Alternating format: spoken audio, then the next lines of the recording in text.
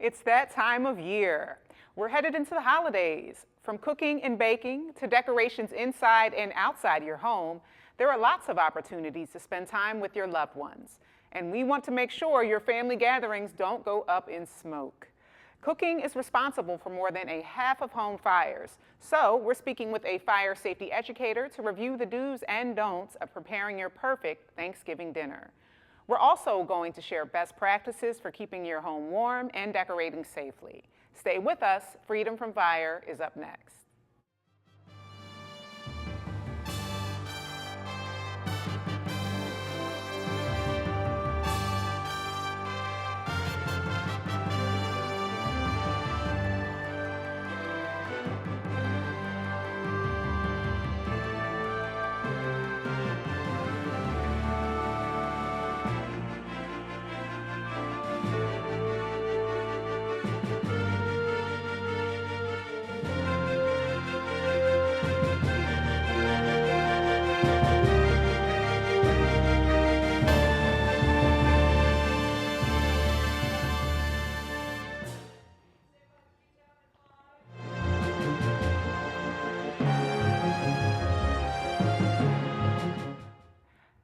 Hello, and welcome back to Freedom from Fire. I'm your host, firefighter Camila Bayete Taylor. I'm currently stationed in our department's Fire Prevention and Code Division. Here at Freedom from Fire, we aim to improve your quality of living by giving you fire and life safety information. We also introduce you to our local safety partners and department leaders. According to the National Fire Protection Association, Thanksgiving is the #1 day for home fires in the United States, with triple the average number of fires. And by far, the majority of those come from the kitchen. We want to make sure you know what to do if a fire does break out and what you can do ahead of time to prevent it. Today, we're chatting with one of our favorite guests and fire safety educators, firefighter Leo Masonette. Welcome back, Leo. Thank you very much. All right, so let's jump right in. Let's talk turkey. Okay. Okay, so many people like to fry turkeys for Thanksgiving. We have a video here actually from the NFPA, the National Fire Protection Association, showing just how easily a turkey fryer can cause a fire. Let's take a look. All right. Oh, look at that. Okay, so explain to me actually right here. You see the turkey fryer is on a patio, kind of a patio Yes. area or a porch.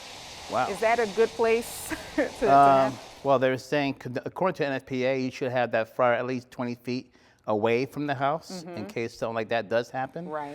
Also, they're saying to have a fire extinguisher nearby and or a baking sheet or a lid in Okay. case the flames do go up out of control. If it's like that, you see on the video, you want to grab that fire extinguisher and use the PASS acronym, which is pull, aim, squeeze, and sweep.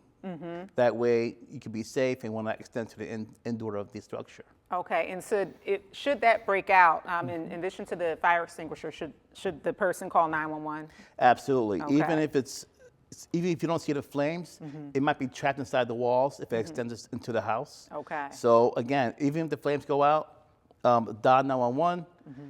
The companies might say out on arrival and they're still investigating, they might have to break the walls for further investigation, make sure it's not spreading into inside the house. Okay, yeah, excellent. No matter what, call 911. Yes. All right.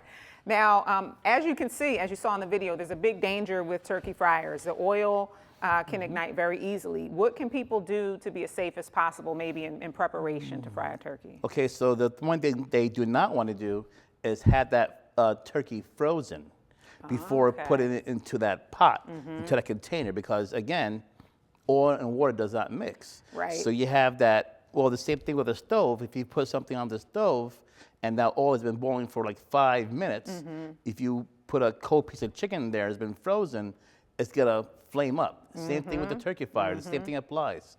So if you have a whole frozen bird and you gotta dip it into that container, you're gonna have flames shooting out because again, that's water trapped inside that turkey. So if you do put it in the fryer, make sure it's been in the fridge, it's been thawed out.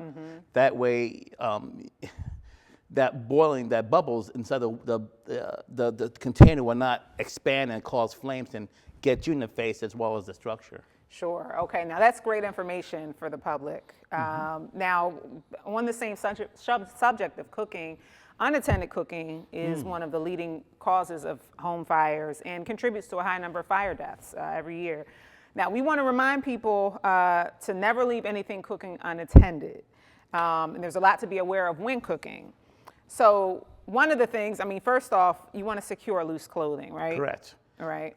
If you have loose clothing, with this time of year, everybody's wearing long sleeves. If they are loose, roll them up. That way, again, you will not snag it to the lid, rather not lid, but the handle of the pot or pan. Right. You want to knock it down. Again, you won't catch yourself on fire. If you are answering the front door or you're going to the next room, according to the NFPA, they now, instead of saying National Fire simmer- Protection Association. Yes, the National Fire Protection, they're saying now, instead of simmer, now to turn off the stove, bring something with you, whether it be a serving spoon or a dishcloth, maybe you're wearing an apron, leave that apron on, answer that front door, take something with you as a reminder that you have something cooking on the stove. Excellent, excellent advice. Now, in addition to, we talked about securing loose clothing. If someone has long hair, you also want to make sure that hair is pulled back because Correct. that can also, unfortunately, catch on fire. Now, we've heard the phrase, too many cooks in the kitchen, all right? Now, how does that apply to when we're cooking large meals for Thanksgiving, for instance? What's the significance to having too many cooks in the kitchen? Again, you have too many bodies in the kitchen. Maybe you'll have small children that are curious, want to look at what's inside the oven for the turkey or on the stove for the other items, and maybe you have pets wandering around. You want to tell your family or your relatives to please stay out of the kitchen. Be nice Right. about it. Let them know, hey, I'm cooking here. I need space. If there's too many people, there might be knock over the pot or pan.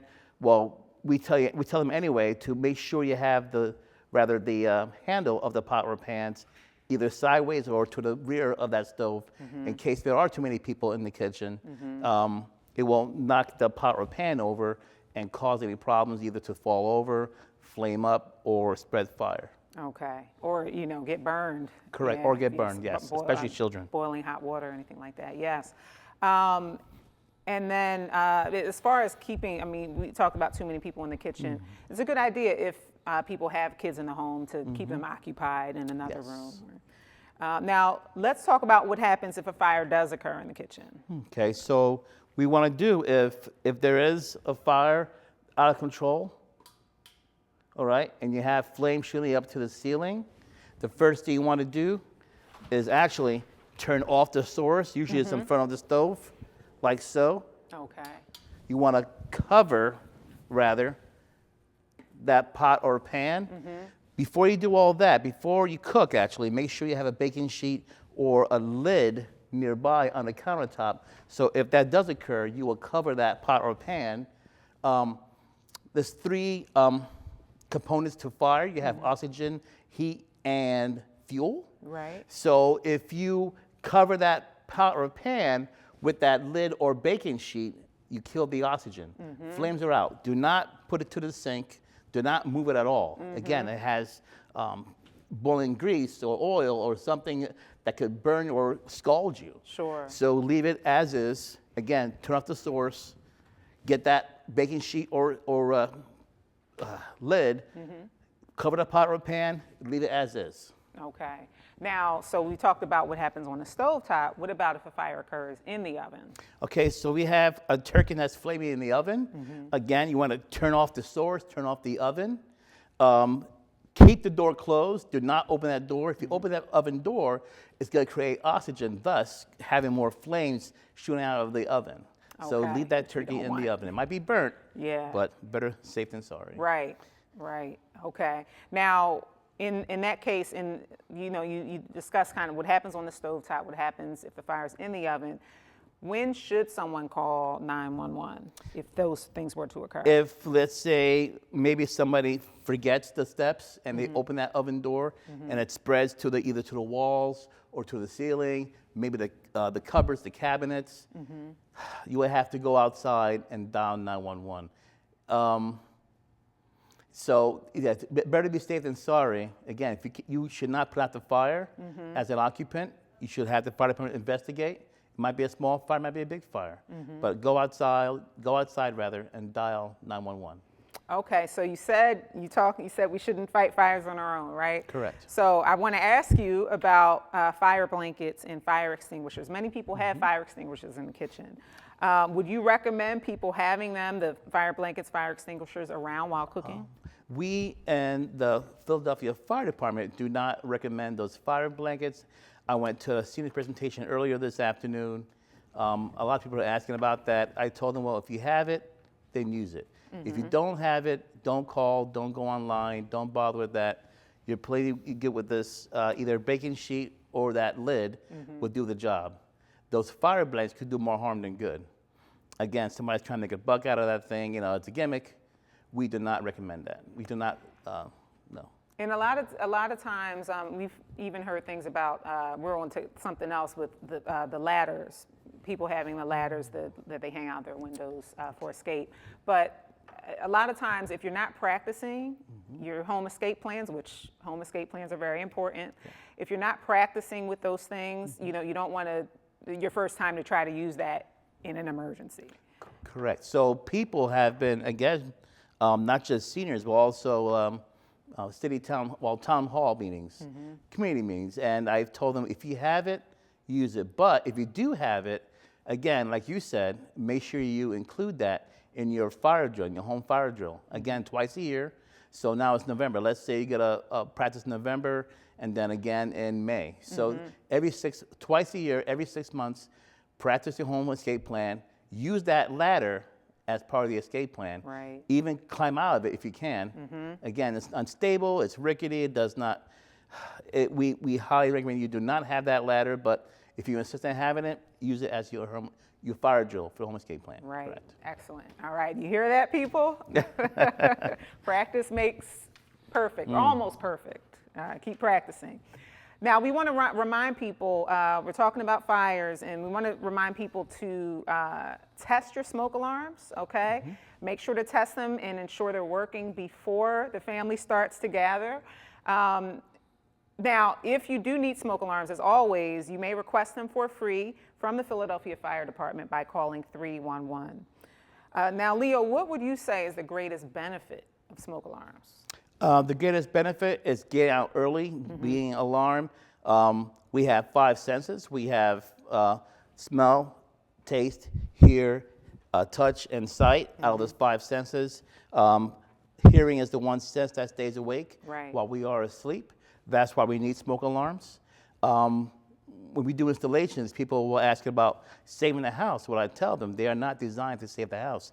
They are designed to save you and your friends and family that live with you, your family. So we tell them, if you have that smoke alarm, you're at least ahead of the game as far as home escape plans, what to do in case of a cold door or hot door situation. They, like you said, do those 2 fire drills a year. Excellent, excellent. And yes, smoke alarms, again, as you said, they're going to give you an early warning of a fire. And if you're sleeping in your bedroom, the smoke's going to reach your bedroom before the smoke does. So. And again, close before you doze. Again, I mentioned earlier this afternoon, a lot of the seniors did not close their doors or they have it a little bit open. I told them you must have your door closed all the way before going to bed, before you go to sleep. Having it open, you might have the smoke come in within 2 minutes. Hopefully you have that smoke alarm. If not, you're going to pass out from that smoke. If you have your bedroom door closed, you will have a 30 to 40 minute window before smoke fills up the room. A lot better than 2 minutes. Yes. All right. Now, as fire safety educators, we talk a lot to children, right, about fire safety. And children can sometimes be easier to teach than adults, as it can be challenging for us sometimes to unlearn old habits, right? So how should we approach talking to children about fire safety? For smaller children, you want to start basic. About not touching the lighters or the matches. We tell them if you see a book of matches or a lighter to let us know or another grown-up know. That way they can put it up high, they won't get to it. For the older kids who are, let's say, I would say 10 years to maybe to 15, or 18 years, we tell them about the grease fire, because a lot of these kids cook. So we tell them, to bring something with you. Again, if you're watching a sports or you're watching a TV program, bring something with you, or you answer that front door, bring something with you. Don't be on your cell phone 24/7 while this thing is, cooking, and you're in the next room. Again, a lot of kids like to look at their cell phones. You got to pay attention to what's going on here, because those flames could increase. Yeah, absolutely. And one last question before we take a brief break. Leo, for Thanksgiving, can you name your #1 Thanksgiving dish that you can't live without? Oh, okay. I like turkey with cranberry sauce and stovetop stuffing. Okay, that's very nice. Mac and cheese for me. As long as the mac and cheese is there, we're good. All right. All right, so thank you, Leo. When we return, we'll talk about home safety inside or outside of the kitchen. What you need to do to keep in mind when putting up decorations and warming your home. We'll be right back with more Freedom from Fire after this.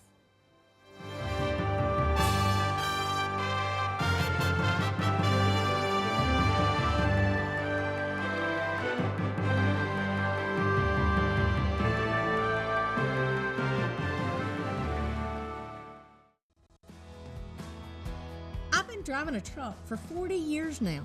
If people knew what I know, lives could be saved. Like the trucks can't stop quickly. It takes my 80,000-pound truck 200 yards to come to a complete stop.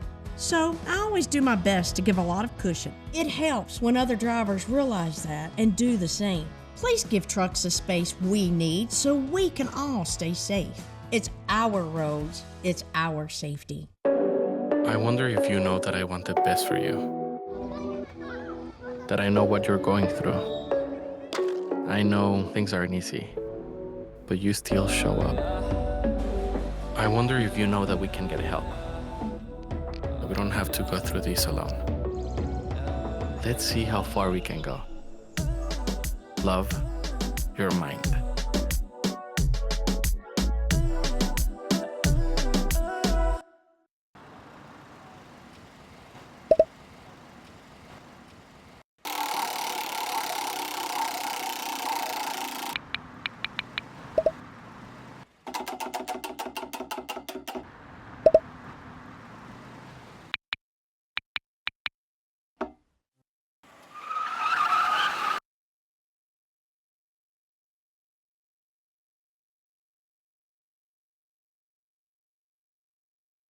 Whether it's our stories, the warmth of our laugh, or our family's secret sauce, we all bring something different to the table. So make some space. The power of connection is waiting right outside your comfort zone. Learn how you can help strengthen your community at belongingbeginswithus.org/teamup.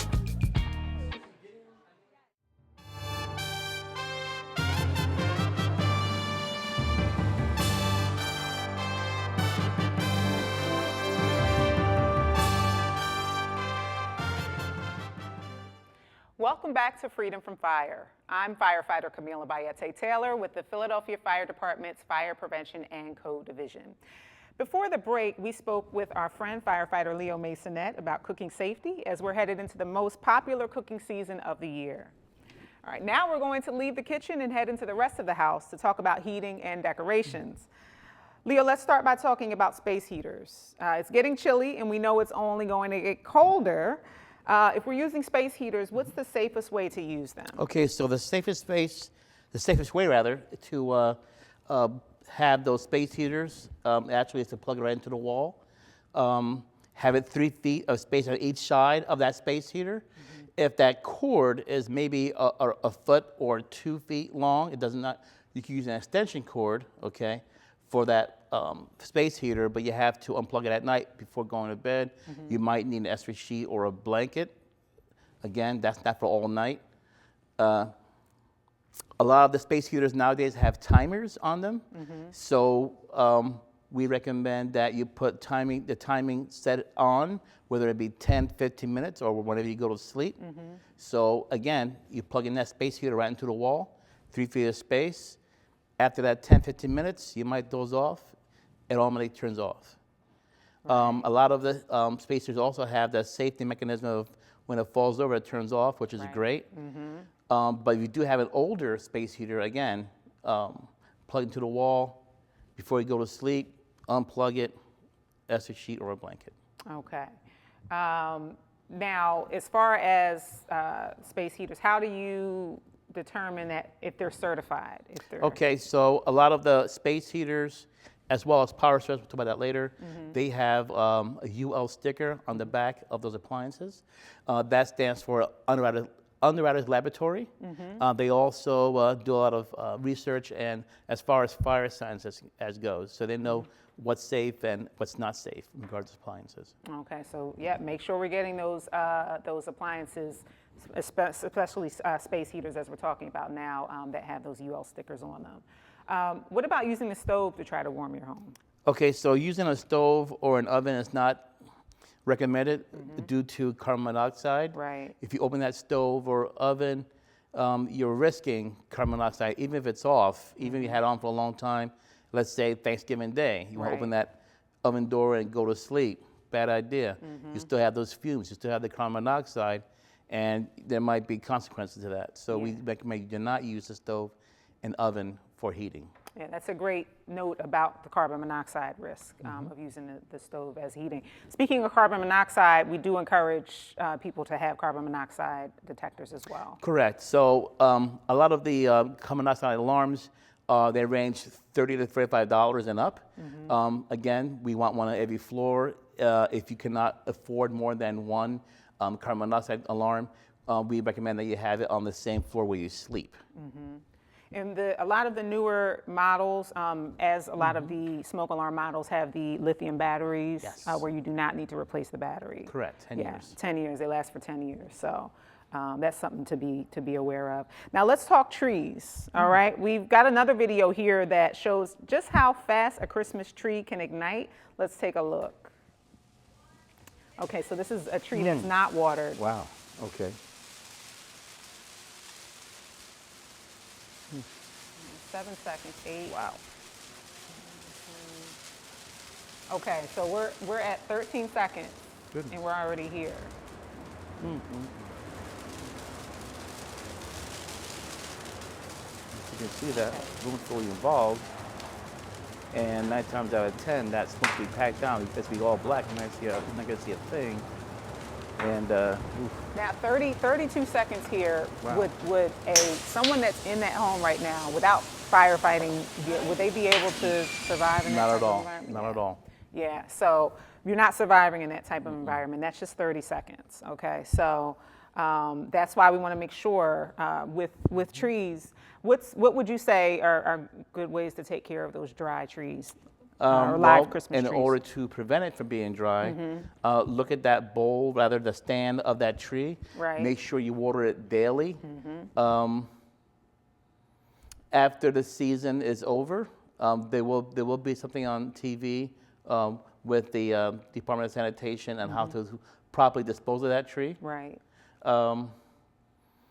Again, with the lights, you want to, if they're on the tree, unplug them or turn the lights off before going to sleep, because those lights can run hot and cause a fire, whether it's wet or not. Rather. Right. So. And we know before disposing of trees, you do want to remove lights, decorations, all those types of things. You can put them on the sidewalk with your regular trash, but Department of Sanitation also has a program where they recycle trees. Yes, they do. And you can find more information about that on their website, Department of Sanitation. Now, we talked about watering trees. And tree safety for live trees. Now, let's move on to artificial trees, okay? Would you recommend someone to use an artificial tree for safety? I would say yes. Again, they don't dry up. They're not gonna, like you saw in the video earlier, something like that. But again, a concern are those lights. Right. So if you have those lights on all night, in your home, you gotta again risk a catastrophe of that house being on fire. Right. So when it's time for bed, again, unplug or turn off those Christmas lights. Make sure that that way everybody can be safe at home and never been having a fire in the house. Absolutely, and a good practice is to use LED lights versus Yes. the other lights, as they're not going to emit as much heat as the other lights. There's also, I believe, hologram for the lights, or no? That's for the outside. I'm not sure. That I'm not sure of. Okay. That I'm not sure of. That's something to look into. Okay. But as far as the back to the artificial trees, now there are the frosted and flock artificial trees, which mimic snow, like snow-covered trees. A couple days ago, I attended a live burn demonstration. It's a side-by-side burn demonstration of two flocked Christmas trees, one without being protected from a sprinkler, the other being protected by a sprinkler, and it was very fascinating. So there are some hazards too, with some things to keep in mind, safety considerations. Again, you want to make sure that you're unplugging trees, no matter if you have an artificial tree or a live tree. You want to make sure that there are no frays or anything in the wires for the tree lights, and yeah, you just want to keep an eye on things, as much as possible. Now, regarding holiday decorations, we see a lot of candles this time of year with menorahs, kinnaras, Advent displays. What should people keep in mind when using candles? Okay, so for open flame candles, And we can talk about that briefly. okay, you want to again have that 3 feet of space from those open flame candles, whether it be a menorah or regular candle, Christmas candles. Make sure you blow out the candle before leaving your home, whether it be in a house or an apartment. If you, we recommend those plug-in candles with the wax on top. Okay, they don't easily burn as quick, but before again you leave your home, make sure you turn off that electric candle or battery operated candle. That way it won't cause any problems in the near future. Perfect. All right. All right. So that's all the time we have for today. I want to thank our good friend, firefighter Leo Masonette, for joining us today. Leo, thank you as always. All right. To learn more about the PFD, including fire and life safety information and job opportunities, visit phila.gov/fire. And if you would like to keep up with our show, Freedom from Fire, look for us on Verizon Channel 36, Comcast Channel 56, and LaSalle TV's YouTube page. And remember, you can follow the PFD on Facebook, Instagram, LinkedIn, and X. Also, please check out Fireman's Hall Museum, located at 147 North 2nd Street. You'll get to meet our resident historian, firefighter Brian Anderson, and learn about the history of the Philadelphia Fire Department. Thank you for taking the time to join us on Freedom from Fire. Remember, fire is everyone's fight. Stay safe.